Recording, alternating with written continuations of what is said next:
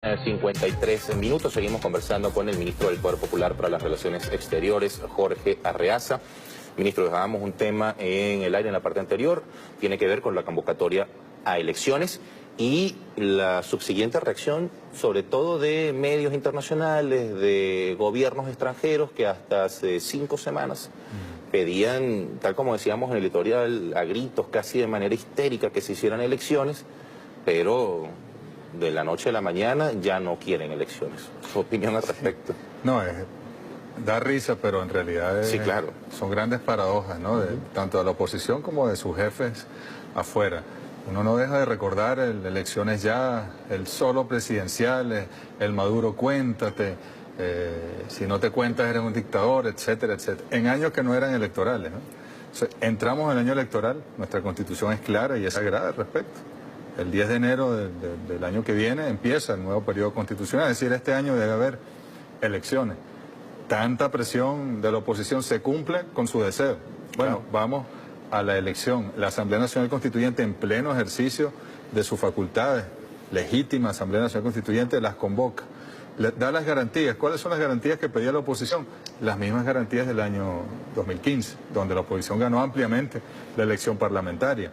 No son capaces de participar con esas garantías que les dieron la victoria entonces. ¿Qué ha cambiado que ahora no les garantizan la victoria? Son cosas que no tienen respuesta. Claro. Y el mundo reacciona porque definitivamente creo que es muy notorio la falta de liderazgo en la oposición. Incluso hacen de terroristas líderes. Entonces, para darle más tiempo a la oposición, para ver si logran imponer a un líder, etcétera, buscar un outsider, como llaman, ¿no? Alguien que venga de afuera, entonces le dan más tiempo. Pero es absurdo, porque las propias declaraciones del grupo Cartel de Lima, de los gobiernos que se han opuesto, siempre han pedido elecciones en Venezuela. Bueno, aquí están las elecciones. Entonces, ¿qué es lo que quieren? Piden elecciones, se le dan elecciones, ahora no quieren elecciones. Pedían diálogo, querían garantes internacionales, que se lo acompañaran cancilleres, que el de Chile, que el de México, venga. En un momento dado pidieron el Papa, véngase el Papa. Si el presidente Nicolás Maduro hubiese tenido que buscar a Papa Dios para sentarlo en la mesa, lo hubiese buscado. Pero una vez que se les complace en su petición, la rechaza, tanto la oposición aquí como en el mundo. Entonces, lo que hay que tener es coherencia, ¿no? Yo creo que los errores en política se pagan. Bueno, hoy Diosdado Cabello ha sido una buena explicación de ello. O aprendes o pagas. Claro. ¿No? Los errores en política. Entonces, lo más sano sería que se incorporaran a la convocatoria de elecciones que ha hecho la Asamblea Nacional Constituyente, que hace el Poder Electoral en consecuencia, que participen, que hagan sus primarias. No hicieron primarias para los gobernadores, que eran muchos más cargos, y la hicieron con prontitud. Bueno, muy bien. ¿Por qué no hacen sus primarias ahora? Definen cuál es su candidato, vayan a la elección y que gane el que el pueblo de Venezuela quiere, que sea el pueblo de Venezuela el que decida su futuro, no la Unión Europea, ni Donald Trump, ni el Cártel de Lima, sino el pueblo venezolano. Una cosa que me ha parecido sorprendente es que algunos de estos personeros de oposición que legítimamente han decidido decir, mira, yo me postulo a la elección presidencial o a que se llegue a una primaria en la oposición, están siendo atacados por gobiernos y medios extranjeros. Es decir, algunos de estos personajes que llevan semana y media diciendo que van a ser candidatos presidenciales, el ataque no lo reciben a lo interno en Venezuela. Lo reciben de organismos exteriores que salen y les gritan y les dicen de todo. Es decir, ahora resulta que para los opositores que deciden postularse a la presidencia, el enemigo no es el gobierno, sino sus propios aliados, entre comillas, que están fuera del país. Hay congresistas estadounidenses que casi piden sanciones para varios los opositores. De esos que están ahí. Ahí está uno de ellos, Marco Rubio. Sí. Para los opositores que se atrevan, es más, a lo mejor pedirían sanciones si se logra un acuerdo político contra la MUD por haber firmado con el gobierno un acuerdo.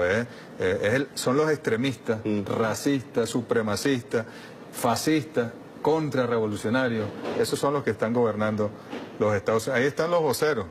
Congresistas como Ileana Ross, Lettinen, Marco Rubio, voceros del Departamento de Estado, la señora Neuwirth, otros congresistas, funcionarios, presidentes, ahí están todos. De verdad es que ellos son los que concentran los ataques de la vocería estadounidense contra el gobierno de Venezuela. Se los han distribuido bastante bien, ninguno como la amenaza de uso de la fuerza militar, la amenaza de invasión contra Venezuela que hizo el propio Donald Trump. Sí. ¿No? Eso fue el extremo ya de todos los extremos, pero eso está latente allí. Y nuestra Fuerza Armada también sabrá responder ante cualquier intento de uso de la fuerza militar. Pero creo que hasta ahí es impopular en el mundo y en América Latina semejante actuación. En su momento Mike Pence, el vicepresidente, hizo una gira por América Latina para recoger opiniones y ni siquiera entre los países que se oponen a Venezuela lo ven con buenos ojos, pues serían muchas más las consecuencias, incluso para ellos, que los beneficios para Venezuela. Viene otra gira, este caso de Tillerson, por algunos países.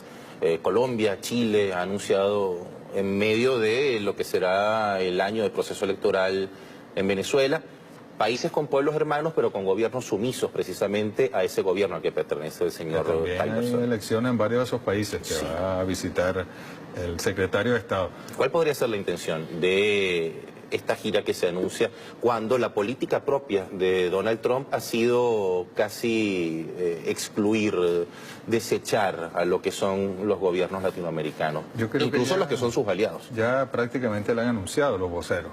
Es una gira para presionar a esos países para atacar a Venezuela. Es una cosa, es el colmo de la obsesión, ¿no? Gastan recursos del pueblo estadounidense, viaje para ir y asegurarse de que sus aliados, o más que aliados, sus subordinados, cumplan y ataquen a Venezuela. Es una cosa lamentable, pero mira, la política exterior venezolana, la diplomacia venezolana de paz, dará respuesta oportuna también a esa gira del señor Tillerson, y también tenemos en este continente grande solidaridad, incluso en esos países, cuando no los gobiernos, ¿no? Los gobiernos del ALBA, muchos gobiernos del Caribe, de Centroamérica, de Sudamérica, por supuesto que respetan a Venezuela y la quieren, pero incluso en esos países cuyos gobiernos empresariales atacan a Venezuela, allí tenemos grandes solidaridades en los pueblos y sabremos nosotros bien conectar con ellos durante esa gira del canciller, como también de manera permanente. Bueno, uno de lo que uno asume que se encenderá nuevamente, es decir, el ataque es constante, es la prensa más antivenezolana que hay en América Latina. México, Colombia, Chile son ejemplos, Argentina es otro ejemplo. Uno cuando se pone, le comentaba ahorita en la pausa, que yo tiendo a consumir mucho de esta desinformación, de este tipo de medios para saber qué terminan diciendo.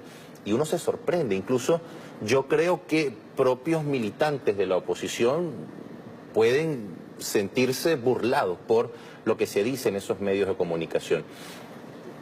México, Colombia y Chile, parte de ese estudio que se hizo desde la Cancillería, la cantidad de desinformación que hay en torno a Venezuela es gigantesco. El 90% de las noticias e información contienen una carga simbólica de descalificación y manipulación de la realidad venezolana. Así es. México, Colombia y Chile, bien lo dice, en América Latina. Y en España también tú abres, o ni siquiera lo abres, en la portada del ABC, del País, del Mundo, aparece la cara del presidente Maduro. Se habla más de Venezuela que de España. Sí, los españoles quieren que les aseguren su derecho a la vivienda, su derecho a la seguridad social, el desempleo. El desempleo juvenil es casi el 50%, y se encuentran con la cara de Nicolás Maduro allí, y un problema que supuestamente representa a Venezuela para el mundo. Es un irrespeto grande, ¿no? Pero en nuestra América, sabes que es difícil, como la propiedad de los medios de comunicación importantes, ¿no? Masivos, es la misma que la de los empresarios, y esos empresarios están en el poder político. Bueno, hace mucho más difícil el trabajo. Es difícil violentar toda esa barrera que le ponen a la verdad. Y sin embargo va fluyendo, Jorge, va fluyendo la verdad. Los pueblos saben, los pueblos huelen, los pueblos tienen la intuición de quién está en los cielos. Sí, muchos confundidos, y será nuestra labor aclarar la realidad. Y nosotros no somos perfectos ni la revolución es sagrada, pero cuando uno ve más las matrices que han montado, ¿no? La narcodictadura, la narcocúpula, el gobierno de asesinos, violación de derechos humanos, es tanto, como tú dices, tan abrumador el ataque, que muchas personas dicen, pero bueno, esto será posible, ¿no? Claro. Lo ponen en duda, entran en duda razonable, se dice, porque es que es un ataque muy descarado contra Venezuela, para escapar, como tú bien lo decías en una de las preguntas, para eludir problemas estados nacionales apelan al ataque a Venezuela. Ministro, hay dos casos que me gustaría tocar antes de finalizar el programa y tiene que ver con Brasil y Argentina. Primero, Brasil. Acaban de o siguen intentando inhabilitar a Luis Ignacio Lula da Silva para que sea candidato a la presidencia, además en un Brasil con una convulsión política y con una historia reciente bastante vergonzosa, golpe de Estado a la presidenta Dilma Rousseff. Asume un presidente con una carga de corrupción gigantesca, no lo eligió nadie, pero bueno, él está allí, es el presidente y la persona que se ve como el candidato más favorable para ganar las presidencias en Brasil, la presidencia simplemente lo someten a un juicio increíble. Además tuvimos la oportunidad de leer parte del interrogatorio porque supuestamente tomó un apartamento, una cosa absurda. Su opinión al respecto, además Brasil es uno de los gobiernos que más ataca a la revolución venezolana. El presidente Lula es un líder histórico que viene de la clase trabajadora, del sufrimiento, hasta accidentes laborales ha sufrido. Sí. Y ha tenido una persistencia y una perseverancia y gobernó para los pueblos, gobernó, hizo que salieran de la pobreza millones y millones de brasileños. Por supuesto eso puso en problemas las grandes ganancias de la banca, de la burguesía, etcétera. Y bueno, fue atacado él, atacada la presidenta Dilma Rousseff, que seguía, por supuesto, con el mismo programa, con el mismo espíritu, logró su objetivo del imperialismo. Ahí quizás han sido tímidos algunos líderes brasileños. Nosotros tenemos la certeza de que el gobierno de los Estados Unidos estuvo detrás del golpe contra la presidenta Dilma Rousseff. Logró el objetivo. Y Lula se va a la calle, de donde él viene, a las bases, al pueblo, y empieza a despertar de nuevo el ánimo, la esperanza, que es fundamental en política de ese pueblo brasileño, y comienzan los ataques. Y como no tienen por dónde atacar su liderazgo, su buen gobierno, la base de donde viene la afinidad con la mayoría de los brasileños, que son gente humilde, trabajadora y buena, lo judicializan, o politizan la justicia, ¿no? Y van a una persecución judicial contra él buscando cualquier pretexto. Bueno, y lo tienen ahí casi neutralizado. Nosotros aspiramos a que la perseverancia y bueno, el equipo jurídico que le acompaña logren que él pueda salir adelante. Si las elecciones del presidente Lula, o del presidente de Brasil, perdón, fuesen mañana, Lula arrasa y gana en primera vuelta. Ese es el temor que le tiene la burguesía, ese es el temor que le tiene, y eso cambiaría geoestratégicamente la correlación de fuerza, porque Brasil, es el gigante del sur, como decía Simón Bolívar. Ahí está latiente y presente, y está su pueblo allí dispuesto. Comenzaría a cambiar la correlación de fuerzas de América Latina y el Caribe, y es una jugada a la cual no se quieren arriesgar los imperialistas. Pero a veces los pueblos pueden más que los intereses. El otro caso es Argentina. El presidente Macri acaba de anunciar, el gobierno argentino, que van a hacer un recorte del 25% de los trabajadores y las trabajadoras del gobierno. Es decir, 25% de esos trabajadores van a quedar desempleados. Y este es uno de los señores que también más ataca la gestión del gobierno venezolano. Uno a veces se pregunta, si el presidente Nicolás Maduro, si el gobierno del cual usted es ministro decidiera de la noche a la mañana hacer un recorte del 30% de los trabajadores, pues imagino que en ese caso sí nos aplaudirían, ¿no? Sí, fíjate, y Macri, el presidente, también ha efectuado una operación contra el kirchnerismo, contra Cristina Fernández, contra quienes gobernaron, y además dejaron al pueblo argentino con un gran sustento, un colchón social inmenso, que por más que lo ha golpeado Macri, todavía resiste, ¿no? Pero llega un momento ya, que las leyes que aprobaron de las pensiones en diciembre, bueno, eso fueron movilizaciones inmensas que hubo. Sí. Prácticamente tuvieron que comprar algunos votos, ¿no? Para poder garantizar que se aprobara, porque hasta los congresistas entraron en pánico cuando vieron ese pueblo en las calles reclamando justicia. Y seguirán ellos adelante con el neoliberalismo. El neoliberalismo hoy no es el neoliberalismo tan simple de los 90. El Fondo Monetario Internacional te daba el dinero fresco y tú cumplías. Macri cumple y no le dan tampoco recursos para salir adelante. De manera que es complicada la situación de Argentina. Y finalmente son empresarios en el poder. Y lamentablemente están más pendientes de sus intereses, los de su grupo empresarial, los de la burguesía empresarial, que los intereses del pueblo, y van a tratar de quitarle beneficios al pueblo para que lo tengan las grandes empresas y la burguesía empresarial en todos esos países. Es lamentable, pero los pueblos están viendo, los pueblos sienten, los pueblos aprenden, los pueblos añoran, y los pueblos volverán por la senda de la liberación más temprano que tarde. El presidente Macri se convirtió hace algunos días en una especie de anécdota, en una entrevista en el canal Russia Today, cuando la periodista, bueno, él intentó desprestigiar a Venezuela, como hacen cada uno de los medios, pero al momento que la periodista le preguntó sobre la reacción del presidente Vladimir Putin sobre esas acusaciones contra Venezuela, no le dio el caradurismo y tuvo que decir, bueno, no respondió nada. Esto se lo comento para saber cómo están las relaciones a nivel internacional con países como la Federación de Rusia, como la República Popular China. El comandante Chávez y el